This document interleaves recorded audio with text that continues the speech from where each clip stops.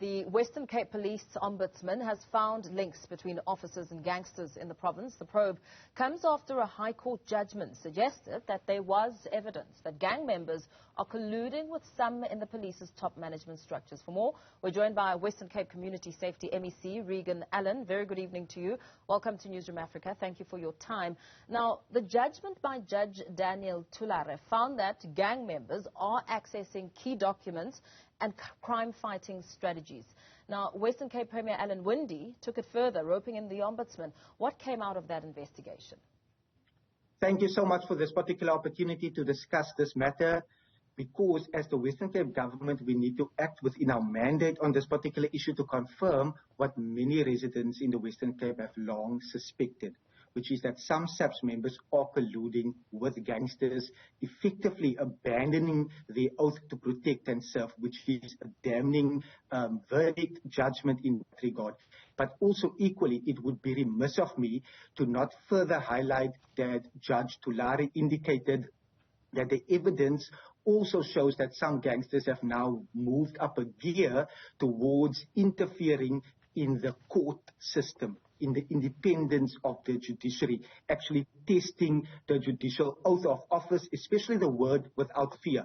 And in our criminal justice system, we can never allow that to happen. As such, the Premier took action in order to approach the Western Cape Ombudsman to probe this particular allegation.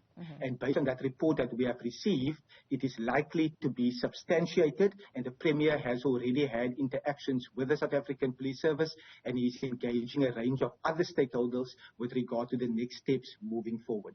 So gangs have protection and assistance from corrupt members of the SAPS. With these engagements that will be happening, I mean, how does it chart a way forward? Because this is a mammoth task. How is it all going to happen in terms of response from Western Cape Management Police and a way forward?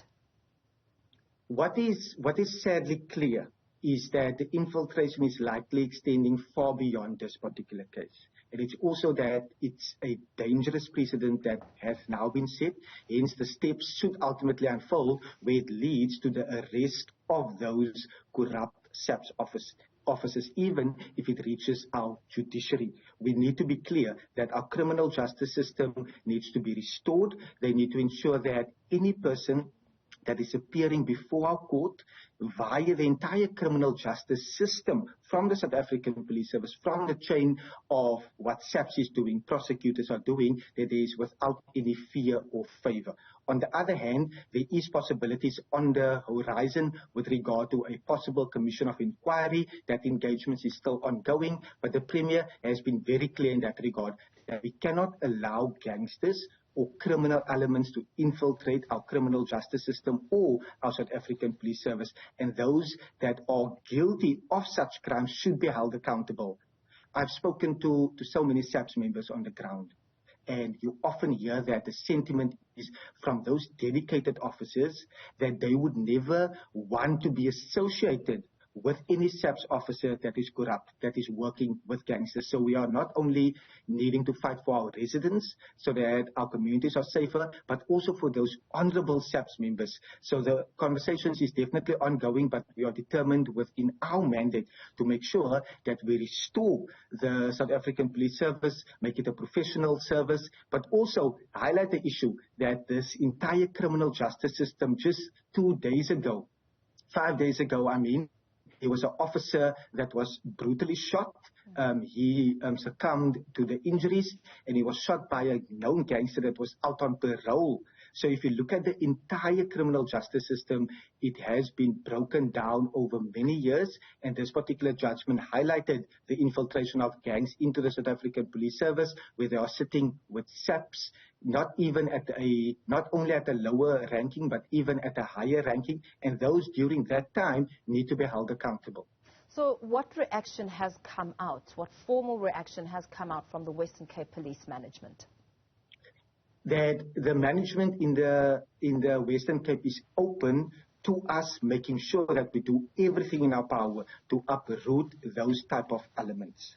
I think in the engagements with the Commissioner, just a few moments ago, actually an hour ago, I also spoke to the National Minister of Police. And I think it ultimately boils down to the fact that we need to ensure that SAPS is credible, is professional, in that corruption within the ranks of the SAPS cannot be tolerated. But it needs to also, with the full understanding that corruption within the entire criminal justice system should never be tolerated. So we are, from our side, making sure that we are continuing to foster that working relationships with the SAPS, these honorable and committed members in the SAPS, but we want to make sure that those that are corrupt are uprooted and they actually receive an orange overall and land up behind bars. As you speak about how far this has gone, I mean, this surely now speaks to lives that are at risk. Exactly, and that is part of the deliberations that is continuing. Because if I can just take you back to the initial court application. The court application was brought about as a result of a bail application. And those two suspects was basically appearing during a bail application on extremely serious allegations, from murder, attempted murder, possession of illegal firearms and ammunition. So it's serious charges that they were facing. And I am delighted that in that particular case, besides the fact that this judgment has now been so damning, on the other hand, bail was denied.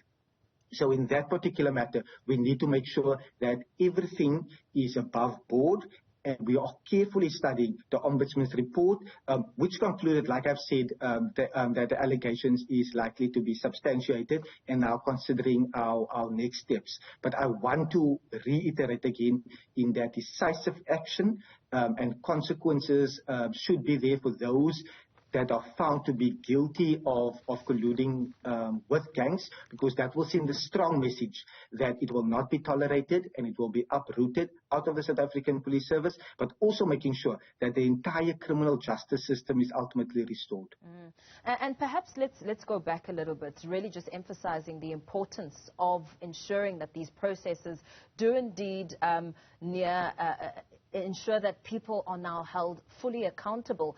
I know that you're very active on the ground in terms of being aware of what is happening in communities and the vicious impact of gangsterism on the communities on the ground. Perhaps paint a picture of exactly how serious it is. We have seen over a number of years that gangs linked to organized crime has been growing. We have seen that gangs linked to drug abuse and to drug peddling, together with abalone poaching, have been able to amass so much money that they are then able to further their particular criminal enterprises. That has resulted in many communities facing the wrath of gangsters, where they are killing each other or attempting to kill each other, and often young people are caught in crossfires, and they are sadly passing away as a result of that. So to dismantle organized crime, we need to make sure that SARS effectively also plays a role, that the asset forfeiture unit also plays a role. The entire chain is actually looked at so that we can start to dismantle it. The sad reality is that when you're on the ground, an amazing area called Mitchell's Plain, you often hear that many community members would not want to lodge a case because they do not trust the South African Police Service, or they do not trust the entire criminal justice system, because the sentiment is often that there is corruption. Here we have an opportunity now. We have the buy-in essentially from those honorable SAPS members that are committed towards ensuring that it is uprooted, because I still believe there's many SAPS members that is still true to the oath that they have taken. But on the ground, we need to ensure that the trust between SAPS and the trust in the entire criminal justice system is ultimately restored, because it is heartbreaking when a SAPS member leaves their property in the morning, their family is not aware if they are going to come back, and they are risking their lives. And now there's a few corrupt officers that is causing reputational damage to the South African Police Service, and that paints a picture that is extremely negative, because we need all stakeholders. We need the South African Police Service to do their job. We need the judiciary to ultimately do their job without fear or favor, so that criminals can land up behind bars. But to quickly in 20 seconds to say, we are extremely careful in this regard. It's a very sensitive matter as well, and we need to be decisive. It could lead to further action and retaliation from these known criminals and gangsters. Hence, we are engaging and continuing that particular engagement. So with your engagements, I mean, where's the voice of the National Police Minister, Begicele? I have undertaken an hour ago to ensure that we have continued conversations in this regard. We have had conversations during MEC when we highlight a number of matters dealing with policing within our country and specifically within our province. And I'm going to continue having those engagements with the National Minister of Police to be extremely clear that I firmly believe even SAP's management, even those that are serving at the national level, they would not want corrupt officers to be part of the service. And we are going to push from our side to make sure that they are dealt with and that any person that is corrupt is ultimately removed from service.